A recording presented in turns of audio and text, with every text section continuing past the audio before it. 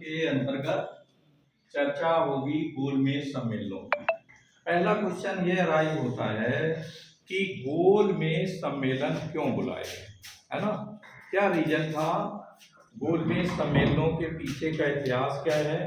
तो हम आपको ये समझना है कि बाकायदे 1919 का जो भारत शासन अधिनियम था, एक बहुत कम किताबों में डिस्कस है। 1919 के अधिनियम में, जो 1919 का भारत शासन अधिनियम है, उसमें ये व्यवस्था की गई थी कि ठीक 20 वर्ष बाद एक कमीशन आएगा और आगामी जो कमीशन एक्ट बनेगा 1935 का भारत शासन अधिनियम, उस अधिनियम में क्या प्रोविजन होना चाहिए और 1919 के अधिनियम में क्या कमियां रह गई हैं, है ना? इन दोनों के बीच में गुत्थी को सुलझा करके भावी 1935 का ये जो भारत शासन अधिनियम है, इसके लिए और इसके अलावा देश की जो जातीय समस्या है, संवैधानिक समस्या है, धार्मिक इशू है, इन तमाम चीजों को भी इन गोलमेज सम्मेलनों के द्वारा हल किया जाना था। साइमन कमीशन भारत में आया। साइमन कमीशन एक सदस्यीय था। कितने सदस्य थे उसमें? ओनली एक सदस्यीय था। इसका विरोध, पुरजोर विरोध जो है भारतीयों ने किया, ये हम सबको पता है। और आफ्टर ऑल आप देखें कि लाला लाजपत राय, पंडित जवाहरलाल नेहरू, तमाम कांग्रेसी नेता बुरी तरह से घायल हुए। इवन आप देखें कि घोड़ों पर चढ़ करके सैनिकों ने, पुलिस वालों ने यानी लाठी चार्ज भी किया और इवन घोड़ों की टापों के नीचे रौंदा भी देता, है ना? और इवन लाला लाजपत राय को तो इतनी लाठियां बरसाई गई कि आखिरकार उन लाठियों के वार की वजह से उनकी डेथ। लाला लाजपत राय जब मृत्युशैया पर लेटे हुए थे, तो उन्होंने उस समय कहा था कि मेरे शरीर पर पड़ा हुआ लाठियों का एक एक बार अंग्रेजी शासन के ताबूत में अंतिम कील साबित होगा। और वास्तव में उनकी भविष्यवाणी सही हुई। बाद में देश कुछ देर बाद आजाद हुआ, लेकिन आफ्टर ऑल अब आप देखें ये सारी घटना का नेतृत्व कौन कर रहा था? सैंडर्स, जो कि एसपी था, वो इस आंदोलन का नेतृत्व कर रहा था। इसीलिए आप देखें क्रांतिकारियों ने बाद में, जो चंद्रशेखर आजाद, भगत सिंह, अशफाक उल्ला खां, इन सब ने मिलकर के सैंडर्स को गोली मार दी थी। ठीक है भाई। तो यहाँ प्रश्न ये उठता है कि ये जो पहला गोलमेज सम्मेलन जो है, दूसरा गोलमेज सम्मेलन और तीसरा गोलमेज सम्मेलन, इनमें मैं जो मामले थे, जो विषय थे जिन्हें हल किया जाना था, एक तो धार्मिक इशूज थे, शासन में प्रतिभागिता, विविध जातियों संप्रदायों की किस तरह से होना चाहिए, स्वशासन एक बिंदु था, और इसके अलावा भावी 1935 का जो भारत शासन अधिनियम आना था, तो वो किस तरह से बने जिससे इन तमाम समस्याओं का निराकरण भारतीयों की सहमति के आधार पर किया जा सके। इन इशूज को लेकर ये 3 गोलमेज सम्मेलन बुलाए गए थे। अभी मैंने जब प्रश्न किया कि ये गोलमेज सम्मेलन से अभिप्राय क्या था, कि क्या ये एक गोलमेज के आसपास हुए? नो, इसकी वजह यह है कि ये गोलमेज सम्मेलन क्रमिक हुए। कैसे हुए? कंटिन्यूएशन में हुए, लगातार हुए। आप देखें दूसरे गोलमेज सम्मेलन का चित्र देखें, वहां गोलमेज के आसपास नहीं बैठे हुए, सभी लोग इस तरह की ही पोजीशन में बैठे हुए हैं। ठीक है भाई। तो गोलमेज सम्मेलन से अभिप्राय ये है कि आफ्टर ऑल, क्योंकि ये कॉन्फ्रेंसेज जो है राउंड टेबल मीन डेट से के होता है, टेबल मीन्स में, तो राउंड में हुए, क्रम में हुए, है ना? पहला गोलमेज सम्मेलन यू नो दैट ये 1930 में हुआ, दूसरा 31 में हुआ, है ना, और तीसरा 32 में हुआ। ठीक है। तो क्रमशः लगातार हुए जब तक कि इसका मामला सॉल्व नहीं हो गया। अब हम आप देखें ये तिथियां हमें याद रखनी है। प्रथम गोलमेज सम्मेलन वर्षा, प्रथम गोलमेज सम्मेलन 12 दिसंबर 1930 से 19 जनवरी 1931 तक हुआ। इसकी अध्यक्षता किसने की थी? रैमजे मैकडोनाल्ड ने इसकी अध्यक्षता की, जो तत्कालीन प्रधानमंत्री थे, और जॉर्ज पंचम जो कि वहां के महाराजा थे, उन्होंने इस अधिवेशन को बुलाया था। ठीक है, तो इसके बाद आप देखें दूसरा, इसमें किन लोगों ने प्रतिभागिता की? इसमें मोहम्मद अली जिन्ना, अम्बेडकर, है ना, और दूसरे सप्रू भी इसमें उपस्थित थे। फिर आप देखें दूसरा गोलमेज सम्मेलन 7 सितंबर 1931 से 1 दिसंबर 1931 तक हुआ, और गांधी जी ने कांग्रेस के प्रतिनिधि के रूप में इसमें भाग लिया। हालांकि सरोजिनी नायडू, श्रीमती एनी बेसेंट और मदन मोहन मालवीय, है ना, ये लोग भी वहां पर थे लंदन में, तो बाकायदे इन लोगों ने भी गांधी जी के साथ बैठकर प्रतिवादिता की। अब आप देखें कि जो इशू था दूसरे गोलमेज सम्मेलन में, इसके पहले हमें ये समझना है कि गांधी जी की प्रतिवादिता के पहले गांधी और लॉर्ड इरविन के बीच में एक पैक्ट हुआ 5 मार्च 1931 को, है ना, और इसमें प्रतिभागिता सप्रू ने और जैकब, है ना, इन दो लोगों ने बाकायदे प्रतिभागिता की। उनके सहयोग से गांधी और इरविन के बीच में समझौता हुआ। इस समझौते की शर्तें क्या थी? एक तो ये था, गांधी जी को तैयार करना था कि वो दूसरे गोलमेज सम्मेलन में लंदन में जाकर प्रतिभागिता करें और कांग्रेस प्रतिभागिता करे। ठीक है, पहला मुद्दा ये था। तो इसमें आप देखें गांधी जी की कुछ मांगे थी। पहली मांग उनकी यही थी कि बाकायदे जो कैदी हैं, है ना, उनको फ्री किया जाए। जिन भारतीयों को ब्रिटिश गवर्नमेंट ने अरेस्ट कर रखा है, जेल खाने में रखा है, उन्हें फ्री कर दिया जाए, वन थिंग। दूसरा ये था कि हाँ, जो लोग बहुत ज्यादा हिंसा में इन्वॉल्व थे उस पर गांधी जी ने नहीं सपोर्ट किया। लेकिन जो अंदर खाने की बात है, गांधी जी ने, जैसा कि एक आरोप ये लगाया जाता है कि गांधी जी ने जो है, अगर गांधी जी चाहते तो भगत सिंह को फांसी ना होती। तो वहां जब लॉर्ड इरविन के साथ समझौता हो रहा था, वार्ता हो रही थी, तो गांधी जी ने ये कहा कि मैं हिंसा का समर्थक नहीं हूं, लेकिन आफ्टर ऑल चूंकि भगत सिंह रोल मॉडल है युवाओं के, तो ऐसी स्थिति में ये ब्रिटिश गवर्नमेंट के लिए एक अच्छा एक प्रतीक चिन्ह होगा कि अगर वो माफ कर दें भगत सिंह। ठीक है, क्योंकि गांधी जी अहिंसा के समर्थक थे, तो ऐसी स्थिति में अगर वो हिंसा को पूरी तरह समर्थन कर देते। हिंसा क्या थी? जो चार्ज लगा था भगत सिंह, बटुकेश्वर दत्त, है ना, इन सभी लोगों पर, एक तो सैंडर्स की हत्या में ये लोग चार्ज थे, दूसरा असेंबली में जो बम गिराया था। किसमें बम गिराया था? असेंबली में। हालांकि खाली असेंबली में बम गिराया था, कोई घायल नहीं हुआ था, कोई हताहत नहीं हुआ था, लेकिन आफ्टर ऑल जो है वो जो सैंडर्स वाला चार्ज जो है, वो एसपी का मर्डर, ये खतरनाक था, जिसकी वजह से इरविन ने दूसरे गोलमेज सम्मेलन जो आपका हुआ है 7 सितंबर 1931 से यहाँ पर, और उसमें आप देखें गांधी जी ने कहा कि भाई एक तो कैदियों को आप छोड़ें, वन थिंग, दूसरा हमारा स्वशासन में भी हमको थोड़ी आप आजादी दें, है ना, भारतीयों की प्रतिभागिता शासन में बढ़े। दूसरा, लॉर्ड इरविन की कुछ शर्तें थी कि आप एक तो गोलमेज सम्मेलन में जाएंगे, और जो भारतीय बॉयकॉट कर रहे हैं, स्वदेशी आंदोलन चला रहे हैं, ये सारे आपको रोकने पड़ेंगे। ठीक है, तभी जो है ये समझौता होगा। तो आफ्टर ऑल डीलिंग हो गई, समझौता हुआ। गांधी जी दूसरे गोलमेज सम्मेलन में उन्होंने प्रतिभागिता की, लेकिन वहां जो नेतागण मौजूद थे, इवन आप देखें पंजाब का भी प्रतिनिधिमंडल था, तमाम हैदराबाद से लेकर मैसूर तमाम रियासतों के भी प्रतिनिधि थे, डॉक्टर भीमराव अम्बेडकर भी थे, मोहम्मद अली जिन्ना भी थे, सबकी अपनी अपनी मांगे थी।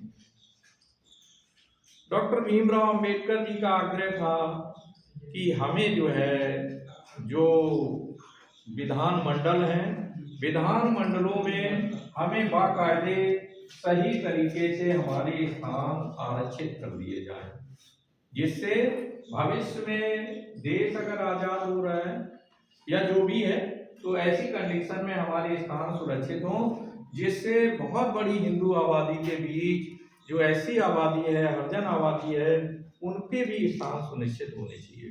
तो ये देखें, जब गांधी जी अनशन पर बैठे हुए थे पूना पैक्ट में, गांधी जी और यहाँ अम्बेडकर जी ने ये बात गांधी जी के सामने रखी थी, देखना आप, कि हमें जो है इतने सीट जो है वो हमें दे दी जाए तो हम एग्री कर जाएंगे। तो गांधी जी ये तो चाहते थे कि जो ऐसी आबादी है वो मूलतः हिंदू है, तो वो उनका आग्रह था कि हरिजन आबादी को हिंदुओं से अलग न किया जाए। ठीक है, ये तो बहुत अच्छी बात थी। लेकिन अम्बेडकर जी का ये आग्रह था कि ये बात सही है गांधी जी कि आप जो है हरिजनों से प्रेम करते हैं लेकिन अधूरा प्रेम करते हैं। अगर उनको राजनीतिक अस्तित्व उन्हें नहीं दिया जाएगा तो ऐसी कंडीशन में पूर्व में भी वो दासता का दंश झेलते रहे हैं और आगे भी उनको इसी तरीके से दासता में जीवन गुजारना होगा। बात समझ लो ना। तो ऐसी कंडीशन में आप देखें, जब ये दूसरा गोलमेज सम्मेलन से गांधी जी लौट करके आए तो आप देखें कम्युनल अवार्ड रैमजे मैकडोनाल्ड ने बाकायदे कम्युनल अवार्ड घोषित कर दिया और इसमें कहा कि हम सभी का रिजर्व कोटा निर्धारित करेंगे, मुस्लिम्स का, सिखों का, एससी आबादी का, दलित आबादी का, इन सभी के लिए अलग अलग हम जो है ना। तो इससे गांधी जी जो है बहुत ज्यादा खिन्न हो गए, वो आमरण अनशन पर बैठ गए, है ना। फिर उसी जयकर और सप्रू के प्रयास से पूना पैक्ट हुआ और ये किससे संबंधित थे ये लोग? ये हिंदू महासभा के प्रतिनिधि थे। तो आप देखें कि बाकायदे जो है गांधी और अम्बेडकर जी के बीच समझौता हुआ और यहाँ गांधी जी ने 71 के स्थान पर 148 सीटें देने पर सहमति व्यक्त कि आप अलग हमसे ना होइए, हिंदुओं से यू नो दैट जो दलित आबादी है वो अलग ना हो और साथ में रहे, लेकिन हम आपको इससे बड़ा अवार्ड देंगे, कम्युनल अवार्ड से बड़ा, है ना। तो आप देखें यहाँ पर सहमति बन गई, अम्बेडकर जी एग्री हो गए और आफ्टर ऑल जो है ये पूना पैक्ट संपन्न हुआ। फिर आप देखें क्योंकि जब दूसरे गोलमेज सम्मेलन, इसके अलावा यहाँ चर्चा का विषय है तीसरा गोलमेज सम्मेलन। ध्यान दें, तीसरा गोलमेज सम्मेलन कब चला भाई? 17 नवंबर से 24 दिसंबर के बीच ये तृतीय गोलमेज सम्मेलन बाकायदे इसमें वार्तालाप होता रहा। लेकिन आप देखें अम्बेडकर जी जिन्ना ये लोग उपस्थित रहे, लेकिन कांग्रेस जो कि पूरे देश का रिप्रेजेंटेशन करती थी, कांग्रेस के किसी प्रतिनिधि ने भाग नहीं लिया। तो आफ्टर ऑल जो वहां पर आप देखें चर्चिल था और तमाम जो वहां के लीडर थे ब्रिटेन के, वो खिन्न हो गए। इसी के बाद ये कम्युनल अवार्ड आ रहा है ना। ये कम्युनल अवार्ड रैमजे मैकडोनाल्ड ने कब घोषित किया? 16 अगस्त 1932 को। ठीक है, इसी के बाद पूना पैक्ट। फिर आप देखें गांधी जी ने ब्रिटेन से लौटने के बाद व्यक्तिगत सत्याग्रह की घोषणा की। बाकायदे ये कहा कि हम सविनय अवज्ञा आंदोलन पुनः शुरू करेंगे। तो आप देखें सविनय अवज्ञा आंदोलन दोबारा जुलाई 1933 में शुरू हुआ। लेकिन गांधी जी का यह आग्रह था कि अब जो सत्याग्रह होगा वो सामूहिक ना होकर व्यक्तिगत होगा, यानी जिन जिन लोगों को इंटरेस्ट है कि वो सविनय अवज्ञा आंदोलन में प्रतिभागिता करना चाहते हैं तो वो लोग व्यक्तिगत रूप में जो है सत्याग्रह करेंगे। तो विनोबा भावे ये पहले सत्याग्रही थे कि इन्होंने जो है बाकायदे सत्याग्रह का नेतृत्व किया और दूसरे सत्याग्रही, है ना, जो व्यक्तिगत सत्याग्रही पंडित जवाहरलाल नेहरू बने। इसके बाद आप देखें कि 1935 का भारत शासन जो अधिनियम है ये ब्रिटिश गवर्नमेंट ने इस पर साइन 4 अगस्त 1935 को कर दिए और ये अस्तित्व में आ गया। लॉर्ड विलिंगटन इस समय यहाँ का गवर्नर जनरल था। कौन था भाई? लॉर्ड विलिंगटन जो है इसके समय में 4 अगस्त 1935 को 1935 का भारत शासन अधिनियम ये आपका जो है अस्तित्व में आ गया।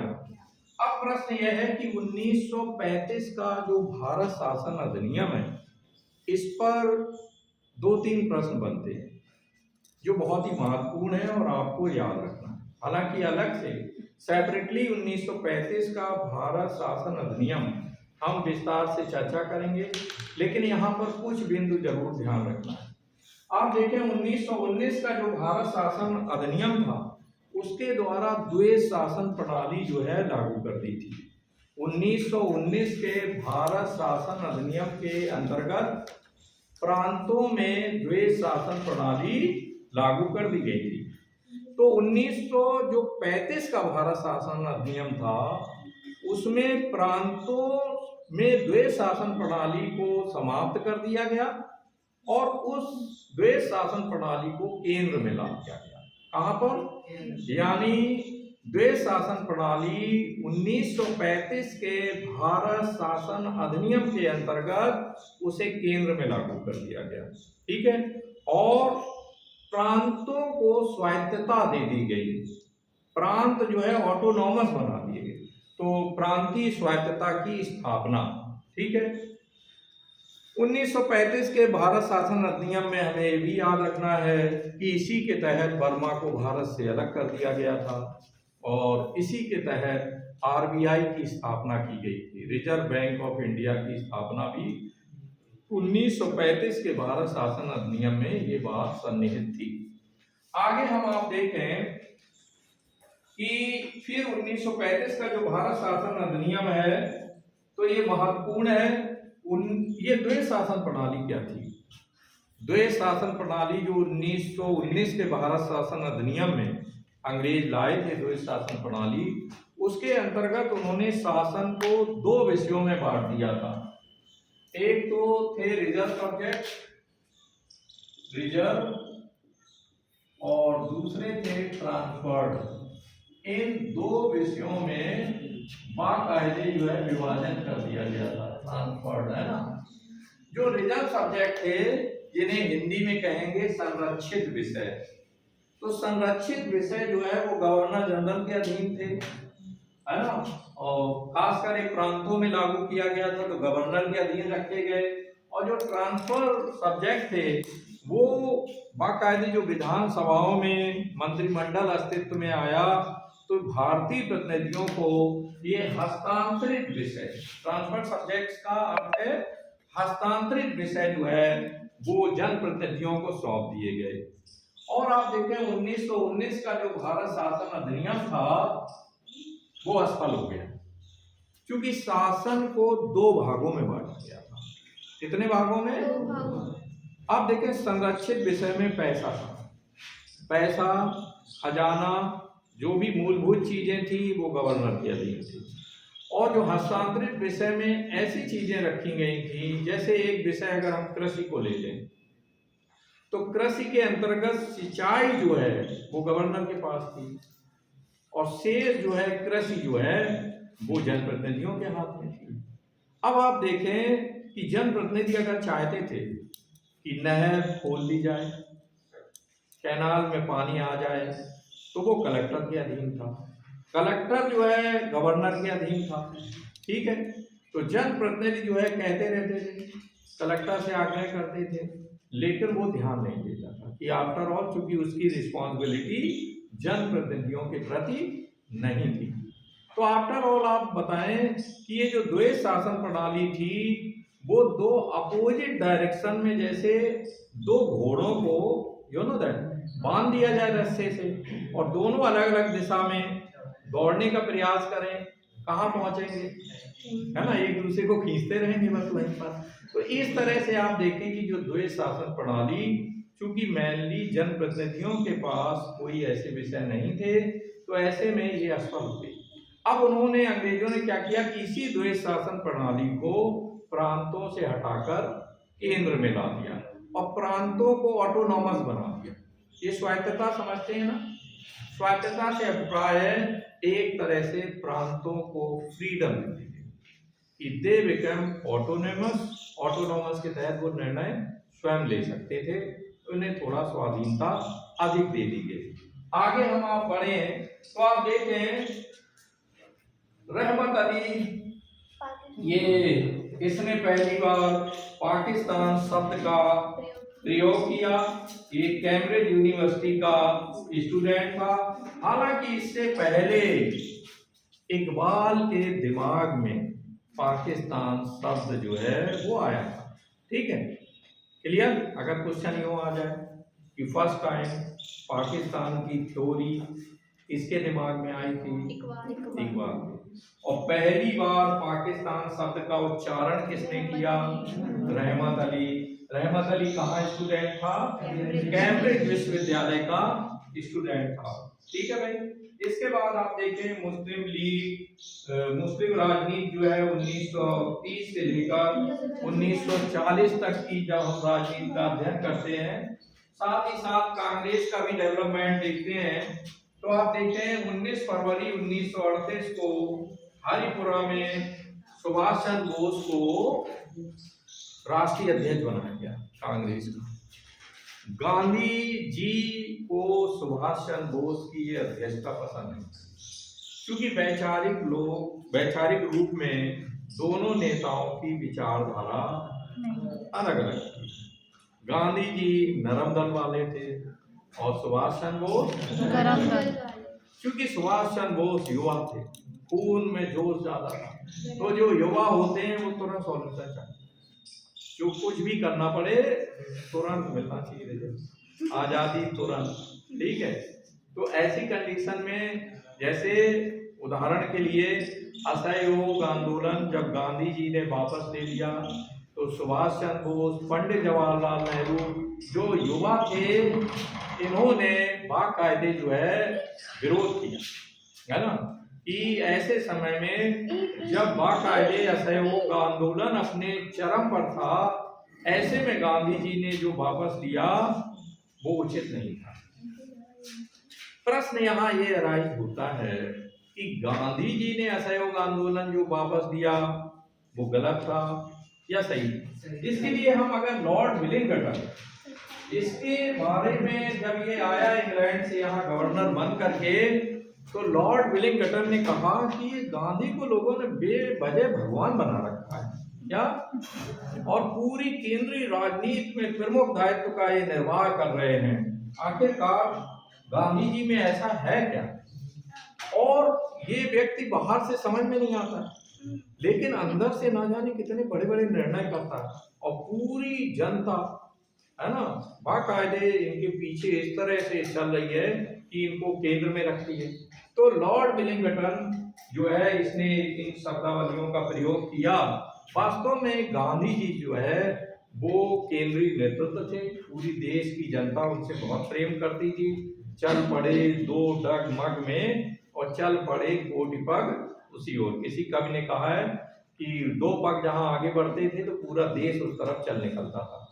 तो असहयोग आंदोलन में गांधी जी ने जो वापस लिया आंदोलन, तो इसके नेता थे बिल्कुल, और बल्कि मैं ये कहूँगा ये गांधी जी की दूरदर्शिता थी।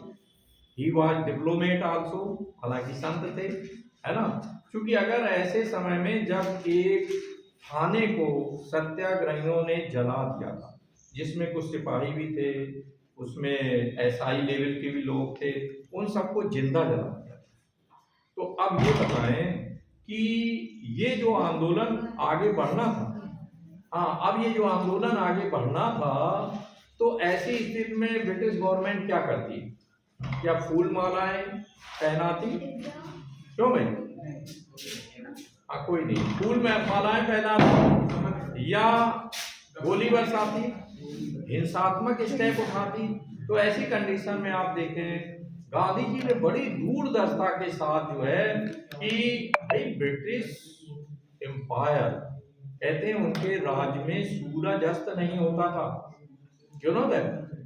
ब्रिटिश राज में सूरज अस्त नहीं होता था।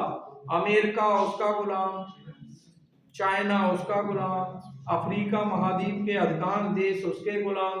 तो ऐसी कंडीशन में वही भारतीय निहत्थे, है ना, भारतीयों के पास गोला बारूद हथियार थे ही नहीं, क्योंकि इस तरह के एक्ट ला चुके थे अंग्रेज पीछे कि भारतीयों को लगभग निहत्था कर दिया था।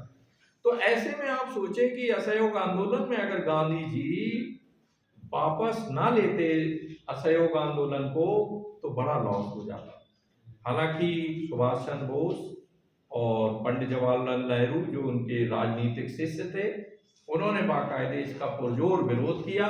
कहा गांधी जी ने उस समय असहयोग आंदोलन को वापस ले लिया जब वो अपनी चरम अवस्था में था, है ना। तो हम लोग जब इसका एनालिसिस करते हैं तो ये पाते हैं कि समझदारी इसी में है, दूरदर्शिता इसी में है कि जहां हम आगे का लॉस देख रहे हैं तो बैक आना ज्यादा से। फिर गांधी जी चूंकि अहिंसा के समर्थक थे, सत्य के समर्थक थे, इन प्रिंसिपल को वो हृदय से लेकर के चले थे। गांधी जी किस तरह से आप देखें एक संत की स्थिति में पहुंच गए, तो इसके लिए याद रखना कि जैसे लोगों के साथ हम रहते हैं वैसा ही हमारे ऊपर प्रभाव पड़ता है, ठीक है। गांधी जी ने लियो टॉलस्टॉय को पढ़ा, है ना। गांधी जी ने रस्किन की अनटू द लास्ट को पढ़ा, गांधी जी ने गीता को गहराई से पढ़ा, है ना। गांधी जी ने थॉरो को पढ़ा, तो और गांधी जी ने बौद्ध धर्म, इस्लाम धर्म, इन सभी को पढ़ा। तो जब हम किसी चीज को पढ़ते हैं, किसी पुस्तक को, तो उसका प्रभाव हमारे ऊपर आता है कि नहीं आता है? अनडाउटेडली आता है। बल्कि जो बुक्स होती हैं वो हमारी सच्ची फ्रेंड्स होती हैं, है ना। क्योंकि हो सकता है बोलकर हमारा मित्र हमें उतना इन्फ्लुएंस ना कर पाए, लेकिन वो लेखक जिसने वो किताब लिखी है उसका प्रभाव हमारे जीवन पर पड़ता है। तो आप देखें गांधी जी ने जो सिद्धांत अपनाए, अहिंसा को अपनाया, है ना। अहिंसा का सिद्धांत उन्होंने जैन धर्म, बौद्ध धर्म और इसके अलावा ईसाइयत से अपनाया। क्योंकि ईसाइयत में कहा गया है कि कोई अगर आपके बारे में बुरा सोचे तो आप उसके बारे में अच्छा सोचो। अगर कोई आपके बाएं गाल पर झापड़ मार दे, दूसरा दायां भी उसके साइड कर दो, है ना। क्योंकि हिंसा का कोई लिमिट नहीं है भाई, बताएं। हिंसा की कोई लिमिट नहीं है। अगर झगड़ा आगे बढ़ता है तो जाहिर है जो बदले स्वरूप, बदले की जो भावना है, मैंने खुद देखा है साक्षात गांव में किस प्रकार से मर्डर्स होते रहते हैं, है ना। एक पक्ष दूसरे को मारता है, फिर दूसरा रिवेंज में मारता है। तो इस तरह से आप देखें कि अल्टीमेटली उन्हें फिर बातचीत के, संवाद के लेवल पे आना पड़ता है। तो आप देखें कि महात्मा गांधी का जो सत्य और अहिंसा पर जो विश्वास था, ये ऐसे हथियार हैं आज के अगर प्रेजेंट टाइम में देखें कि जहां हिंसा का बोलबाला है, यूक्रेन जैसे देश पर रसिया बराबर बम्बार्डमेंट कर रहा है, काफी लोग मारे जा रहे हैं, निहत्थे बेकसूर सिविलियन मारे जा रहे हैं। तो ऐसे में भी आप देखें कि जो गांधी की थ्योरी है वो बहुत कुछ प्रासंगिक हो गई। तो आप देखें कि सबने अवज्ञा आंदोलन में यहाँ पर कल आपके साथ चर्चा हुई, यहाँ फिर और आगे आते हैं तो यहाँ गांधी जी ने विरोध किया क्योंकि सुभाष चंद्र बोस की विचारधारा थोड़ा हॉट थी। तो फिलहाल में और सीतारमैया के बारे में गांधी जी ने कहा कि सीतारमैया जिन्होंने कांग्रेस का इतिहास लिखा है, ये भी याद रखना कंपटीशन में बार बार क्वेश्चन आता है कि कांग्रेस का पूरा इतिहास किस विद्वान ने लिखा है। तो सीतारमैया, सर सीतारमैया ने कांग्रेस का इतिहास लिखा है। तो इन्हें जो है अध्यक्ष बनाने के लिए प्रस्ताव रखा। फिर आप देखें बाकायदे 1939 में त्रिपुरी में अधिवेशन हुआ और गांधी जी के विरोध के बावजूद जो है सुभाष चंद्र बोस को इसका अध्यक्ष बनाया गया। फिर यहीं से नाराज होकर कि गांधी जी चूंकि कांग्रेस के मैन पिलर थे, तो सुभाष चंद्र बोस ने नाराज होकर एक अलग राजनीतिक दल बनाया जिसका नाम था फॉरवर्ड ब्लॉक। सुभाष चंद्र बोस के राजनीतिक दल का नाम क्या था? फॉरवर्ड ब्लॉक की स्थापना की, ठीक है भाई। आगे हम आप देखें कि बाकायदे ये अगस्त प्रस्ताव 1940 में आया, इसमें लॉर्ड लिलिथगो के द्वारा ये लाया गया। ये यहाँ का तत्कालीन गवर्नर जनरल था और इसने जो है कहा कि भारतीय जो है स्वयं जो है अपने संविधान के बारे में विचार करें। अब यहाँ हम आप ये देखें कि 1939 में द्वितीय विश्व युद्ध यहाँ पर चल रहा है ना। लॉर्ड लिलिथगो द्वारा 1940 में अगस्त प्रस्ताव लाया जा रहा है जहां भारतीयों की प्रतिभागिता जो है शासन में बढ़ाने की बात हो रही है ना। और ये कहा जा रहा है कि वो स्वयं जो है अपना संविधान का निर्माण करें। इधर आप देखें कि जब सेकेंड वर्ल्ड वॉर, द्वितीय विश्व युद्ध अपने चरम पर था, तो बाकायदे वहां चर्चिल जो कि प्रधानमंत्री था, उसकी सलाह के अनुसार ब्रिटिश पार्लियामेंट ने क्रिप्स, लॉर्ड क्रिप्स के नेतृत्व में एक दलीय जो है प्रतिनिधिमंडल भेजा, और ये 1942 में 30 मार्च 1942 को लॉर्ड क्रिप्स का ये प्रस्ताव लेकर ये यहाँ पर आए, और इसमें इन्होंने कहा कि हम भारतीयों को औपनिवेशिक राज्य का दर्जा देंगे, एक कॉलोनियल स्टेट का दर्जा देंगे। ये औपनिवेशिक राज्य क्या होता है? औपनिवेशिक राज्य क्या होता है? कॉलोनियल स्टेट क्या होता है? इसे समझना है हम लोगों को।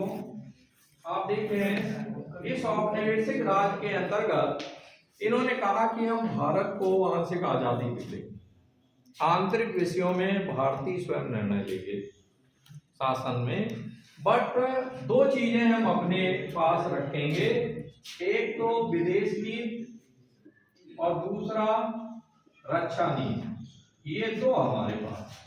ठीक है भाई, तो जाहिर है जब मिलिट्री उनके अंडर में है और विदेश नीति, विदेशों से संबंध भी उनके ही चलने हैं, तो हम अंदर कैसे अच्छी तरह से अपना स्वशासन चला पाते।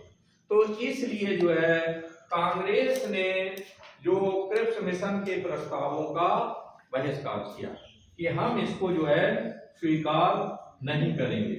इस तरह से आप देखें कि ये जो क्रिप्स प्रस्ताव है इसका बॉयकॉट हुआ, और बाकायदे इसी के बाद फिर अब कांग्रेस ने ये तय कर लिया कि 1942 में कांग्रेस ने बिल्कुल मूड अपना क्लियर कर लिया कि अब हम अंग्रेजों को भारत से भागने पर मजबूर कर देंगे। भारत छोड़ो आंदोलन कब चला भाई? इसका प्रस्ताव मुंबई अधिवेशन में जो है पारित हुआ, और एक बड़ी सभा का आह्वान किया गया, और उसमें गांधी जी ने बहुत प्रभावशाली लेक्चर दिया, लंबा लेक्चर दिया, और ये कहा जाता है, सर सीतारमैया ने लिखा कि गांधी जी ने जिस तरह से भाषण दिया, उस भाषण की तुलना इस रूप में की जा सकती है कि जैसे कोई अवतार पुरुष पैगंबर अपने अनुयायियों को संबोधित कर रहा हो। बहुत ही तेजस्वी भाषण था, और उसी भाषण की अंतिम लाइनें थी डू एंड डाई। क्या थी भाई? डू एंड डाई, करो या मरो, करो या मरो का नारा भारत छोड़ो आंदोलन में गांधी जी ने दिया, और इसमें कहा कि अब भारतीयों को अंतिम प्रयास करने होंगे। तो कुछ लोग कहते हैं कि करो और मरो, तो मरो मीन्स मारो, तो इसके माने गांधी जी ने क्या हिंसा का समर्थन किया? नो, गांधी जी का आह्वान था कि अब कोई भी संवैधानिक प्रयास हमें छोड़ना नहीं है, हमें हड़ताल भी करना है, इनका सहयोग भी करना है, जिससे अंग्रेज देश छोड़ करके चले, है ना। तो मारो नहीं कहा है, डू और डाई, यानी इस तरह अंतिम प्रयास करो कि अंतिम प्रयास करते करते अगर हमारी जान भी चली जाए तो उसके लिए भी हमें सहर्ष तैयार रहना चाहिए। ठीक है भाई। तो गांधी जी के बारे में क्वेश्चन बहुत आते हैं, हमें याद रखना है। रस्किन की पुस्तक का नाम क्या था? Unto the last. ठीक है। और लियो टॉलस्टॉय ने कई किताबें लिखी हैं। कहाँ के विचारक थे लियो टॉलस्टॉय? रूस के विचारक थे। ये भी क्वेश्चन आ सकता है। देखिए, under the sun, around the sun, behind the sun, हर तरह के क्वेश्चन आ सकते हैं यूपीएससी वगैरह में। तो हमें याद रखना है कि लियो टॉलस्टॉय ने एक अन्ना कैरेनिना बुक लिखी है ना। अन्ना क्या